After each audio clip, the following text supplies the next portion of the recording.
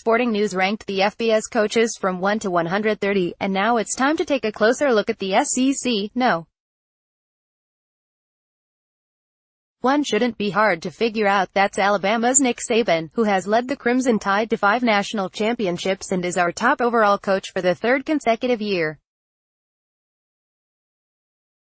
More, SN's full coach rankings. What's different in 2018? The SEC has 7 different names on this list, including Texas A. Georgia's Kirby Smart also made a big move up the rankings. Sorting out the SEC coaching ranks is traditionally the most difficult task when ranking Power 5 coaches, and this year was no different. With that in mind, a look at our SEC coach rankings. 14. Matt Luke, Ole Miss overall, 66 record, 6-6 lowdown. This ranking might be unfair, given how Luke guided the program through an impossible transition from the Hugh Freeze era, and on an interim basis. Luke earned the chance to lead the program, but more bumps are coming in 2018.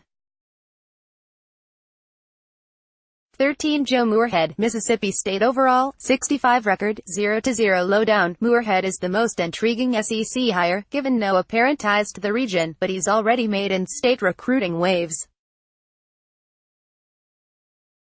Moorhead's innovative offense was a hit at Fordham and Penn State, and it will be interesting to see if that trend continues in 2018.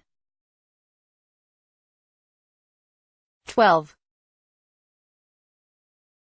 Chad Morris, Arkansas overall, 62 record, 14-23, 0-0 at Arkansas, lowdown. Morris is a player's coach who took the lessons he learned as Clemson's offensive coordinator into an impressive kick remodel at SMU.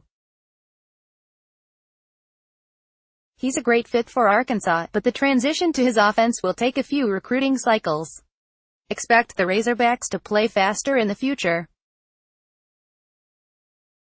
11. Derek Mason, Vanderbilt overall, 60 record, 18-31 lowdown. Vanderbilt jumped out to a 3-0 start last year that included a victory against No.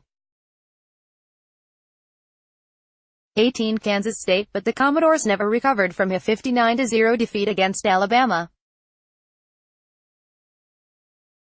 Mason has the right attitude for a tough job, and a 2-game win streak against Tennessee keeps the fan base happy.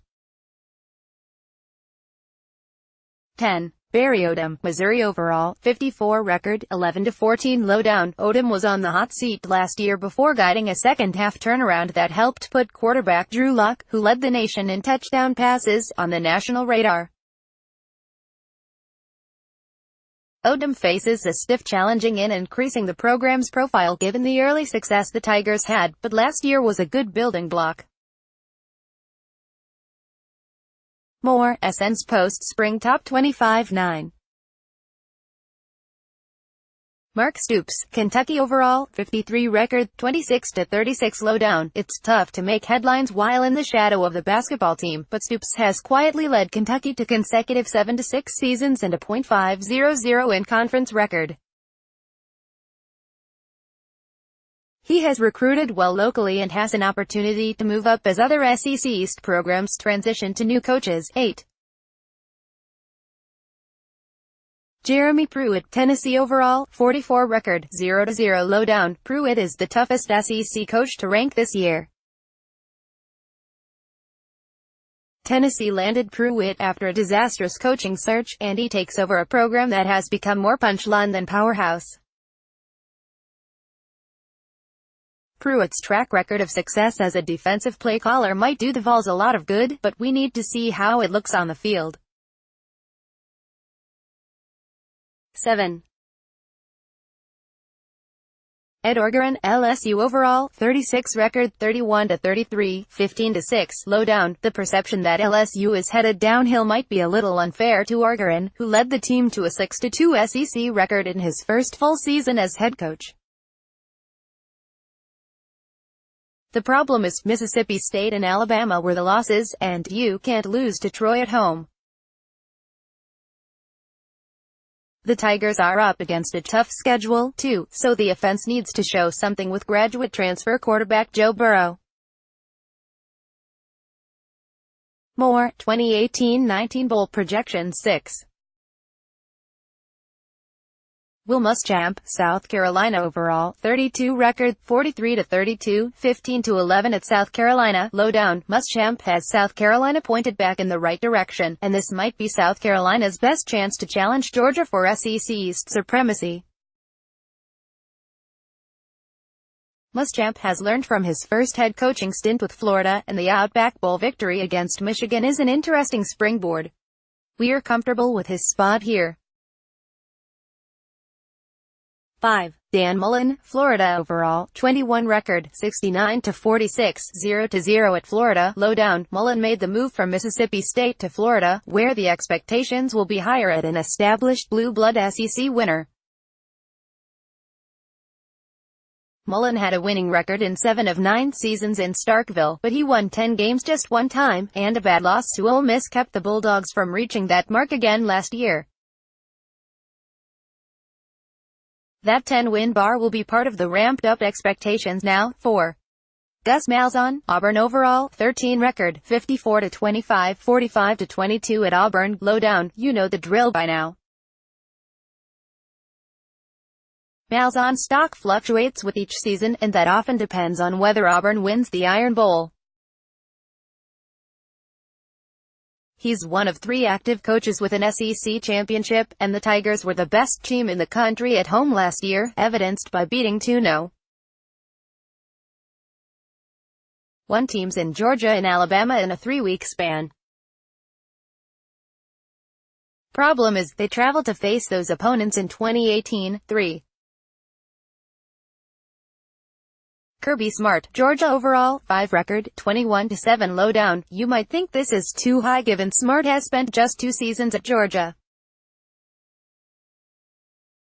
It's still the right call. Smart, who was Saban's defensive coordinator at Alabama, is building a similar machine through recruiting at Georgia, as shown by an all-time great haul he brought in with the 2018 signing class. The defending SEC champions will be a force to be reckoned with. Smart promised as much in the aftermath of last year's title game loss to Alabama. 2. Jimbo Fisher, Texas A.